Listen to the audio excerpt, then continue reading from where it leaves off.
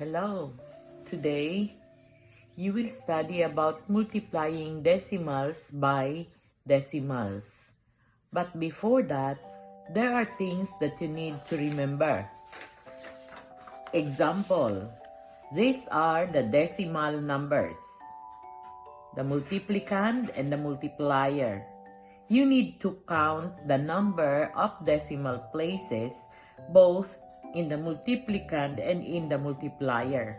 And then that will be the number of decimal places you will have in your answer. Example, in this, number 1, we have this point. There is one digit after the decimal point. As I told you last week, that is the number of decimal place. Here, we have 1, 2. Therefore, there should be 2 decimal places on your answer. And then, number 2, we have 12.5 times 14.8. Again, there are 2 decimal places after the decimal point. So, here, in the answer, there should be 2 decimal places. And then, in number 3, we have 1.42 times 3.6. Here, we have 1, 2, 3.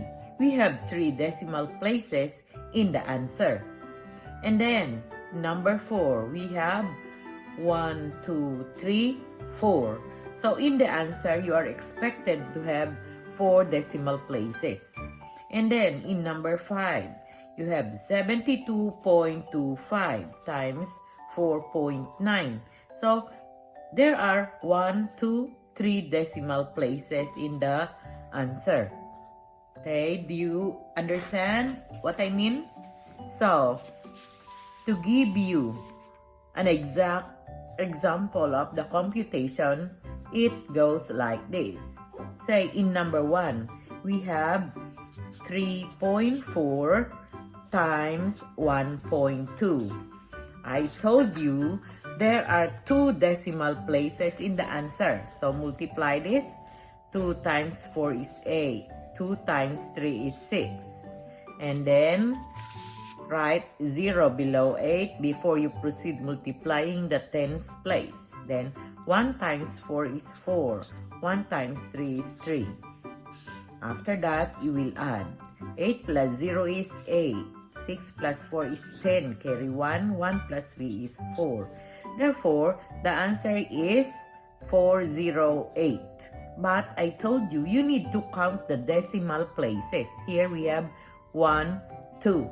So, in your answer, you need also to count from the right, from the ones place, 2 places also. So, 1, 2, and write the point here. So, this is what I was saying, that in your final answer, when you multiply 3.4 times 1.2 in the answer, there will be 2 decimal places. One more. Let us have 1.42 times 3.6. So that's number 3.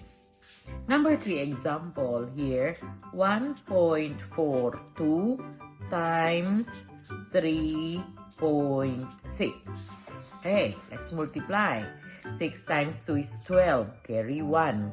6 times 4 is 24, plus 1 is 25, carry 2. 6 times 1 is 6, plus 2 is 8.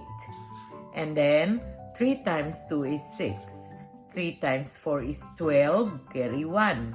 3 times 1 is 3, plus 1 is 4.